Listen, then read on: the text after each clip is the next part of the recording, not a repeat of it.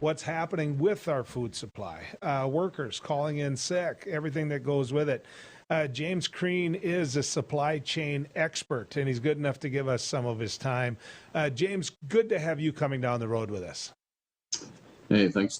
Thanks for having me on, Joel. All right, let's talk about what the most important thing is, though, the weekend. You're a football fan. I'm a football fan. Have you ever seen a weekend like that when it comes to the playoffs? That was fantastic. I mean, both games coming down yesterday to the last play of the game, and boy, it was yeah. I mean, if you weren't a football fan before, you have to be one now watching those games. So that was terrific. So I got to ask you, are you a Bronco fan? No, I'm actually in Austin, Texas. So I'm both Texas teams are out. So I'm just rooting for good football. Here's the sweet thing for me. Ready? You hate to cheer for somebody to do bad. Yeah, that's kind of a lie. But I'm a Vikings fan, which means that when the Packers lost, I was jumping around the house like Santa Claus in games. So it's just the nature of how things go. James wanted to talk to you a little bit about our supply chain when it comes to food. Grade it. Give me your take on it. Well, it's a struggle right now, right? So we're definitely having issues with, just purely as you would imagine, with so many people being out with Omicron, that's creating issues across the entire supply chain, and it's hitting pretty obviously for everybody in various different parts of the grocery store. And you might get what you want, but you might not get the brand that you want, or you might have to wait a little bit. And it's really just sort of as Omicron is rippling through. There's other issues as well, but that's the big thing right now. As Omicron's rippling through the different companies, we're seeing some serious impacts. During the COVID crisis, there's been winners and there's been losers. Obviously, the individuals that have been sick and what's happened overall to our economy. But we here in the upper Midwest, when you look at the big commodities that come from North Dakota, we're talking about food, we're talking about what agriculture produces, and we're talking about oil. And so, I don't think we have too much to whine about when you've got $14 soybeans and you've got $80 to $90 crude oil, but not the rest of the world isn't enjoying that, Jim.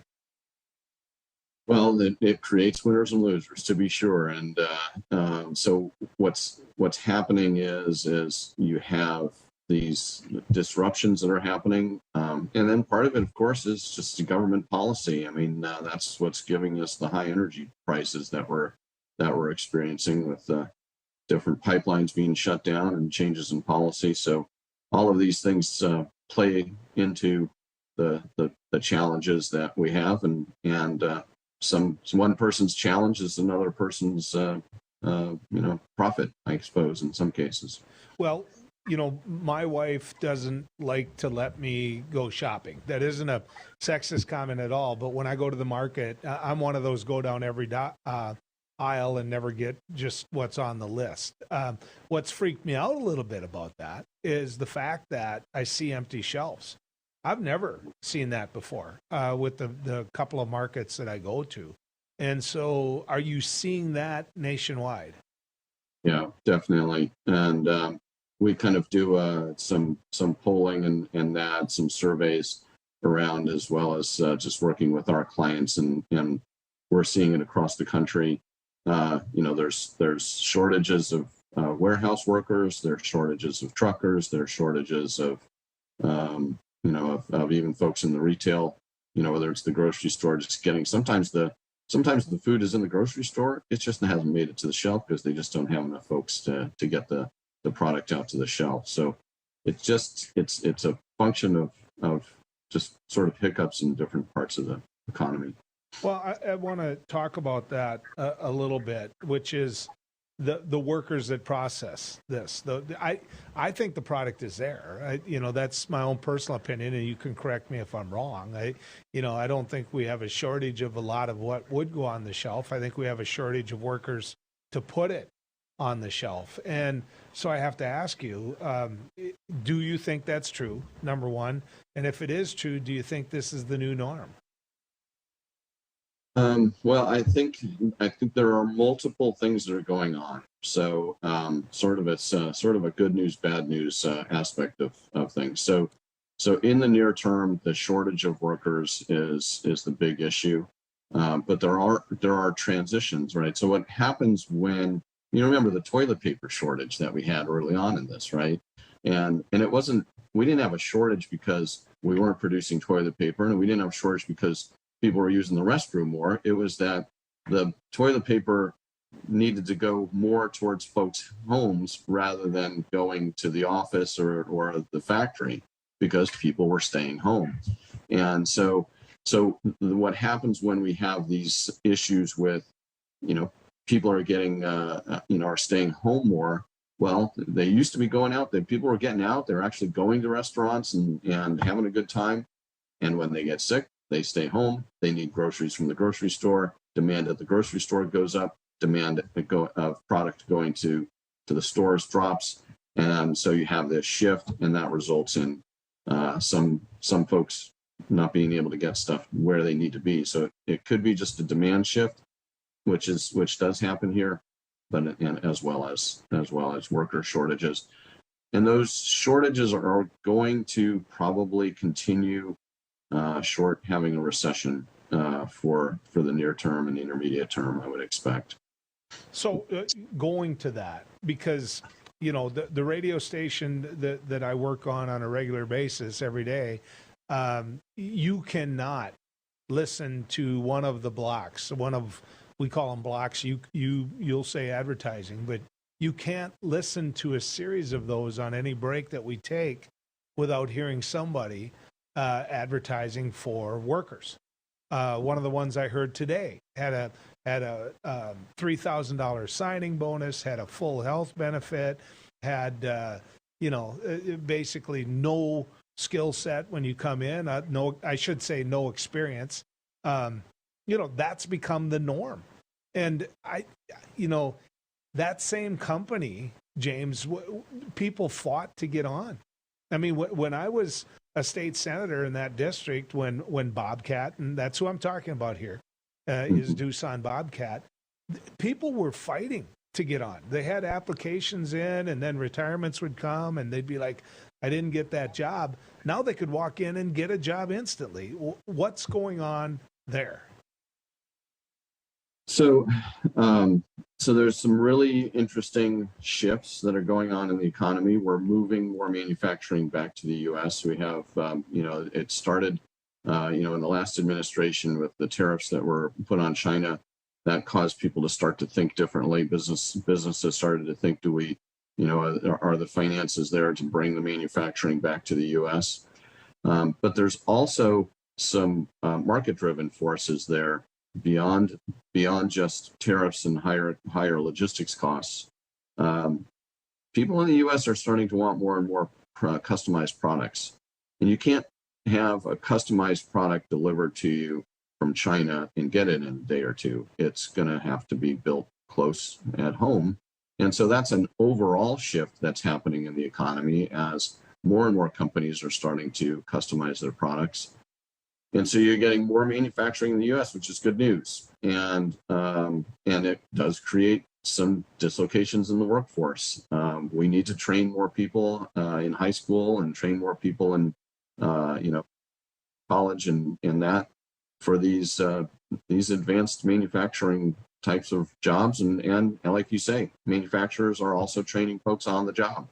And so it's good for the American worker. And we have a lot of entrepreneurs that are also sort of starting their own businesses and getting out. Those statistics are kind of going through the roof as well as people decide, this Omicron or COVID thing in the workforce is getting too difficult to handle and too many mandates, and then the mandates go away. I don't know what's going on. They get confused, and there's no clear policy. So over time, people are saying, maybe I just go start that job I was thinking, that new company that I was thinking about starting. And so we're getting more of that we're seeing in our business as well. We're here in the upper Midwest. We have declining enrollment in higher education. We have the numbers consistently going down. At some of our well, I shouldn't say that, because I think the one up north of where I'm at now didn't see its student population go down, but it did the year before, UND, and then NDSU saw it go down again. Is that because of what you're talking about? Can young individuals coming out of the high school make the type of money to buy that fishing boat right away, and so they don't need to go to college in their mind? I think there's definitely opportunities to do that, and it's causing people to rethink what are the opportunities that I have. Do I need to go to college and spend the money to go to college and the time to go to college when I am not making money but rather spending it, and instead, I go into a good manufacturing job with a good company willing to train me.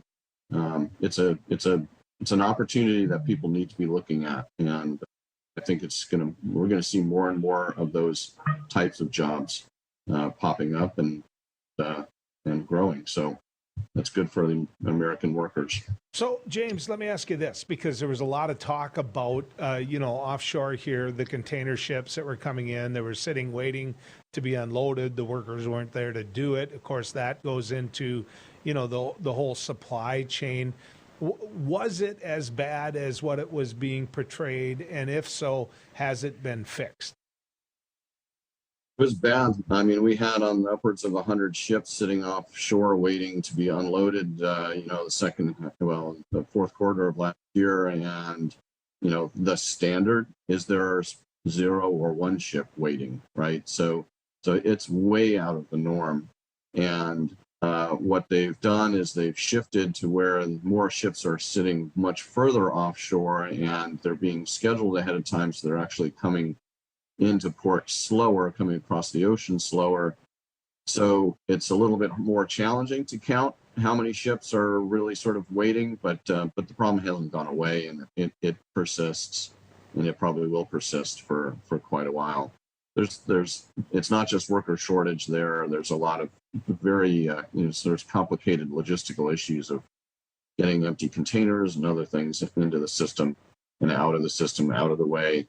That also affect them, how the ships are loaded and unloaded. So there's challenges that they face in the ports. How much this, James, is affected by politics, the politics of one administration over the other? You talked about, the tariffs that we put on China, and how business who relied on, the auto industry being a perfect example, had to rely on that product from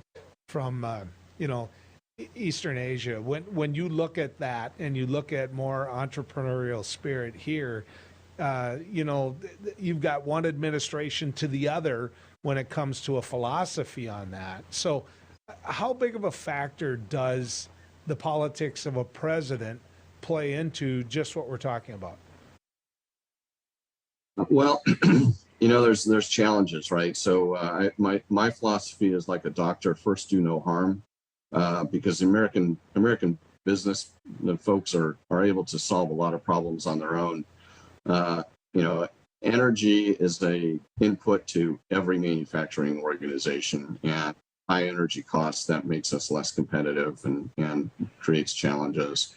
When the administration decided, just as COVID was starting to hit, that they were going to buy 500 million home tests and basically corner the market in home tests for 3-4 weeks while those tests were being made and stockpiled rather than being made and continued to pharmacies. And so people weren't able to get tests and weren't able to know that they should stay home. That probably didn't help the situation. So that, government can definitely play a role. Sometimes it's negative, sometimes it's positive. We've got some incentives that are out there, like the tariffs, and certainly there's a lot of local government incentives, state and local governments that are encouraging. Companies like Intel just announced they're going to put 2 giant chip manufacturing plants in Ohio. That's great for our country. They're doing the same in Arizona. Got a couple of chip manufacturing facilities coming into Texas, where I am, and so it takes good government policy in order to encourage some of those big investments to happen. James, I could do this all day. Thank you for your expertise, and thank you for coming down the road with us. Thank you, Joel. It's been a pleasure.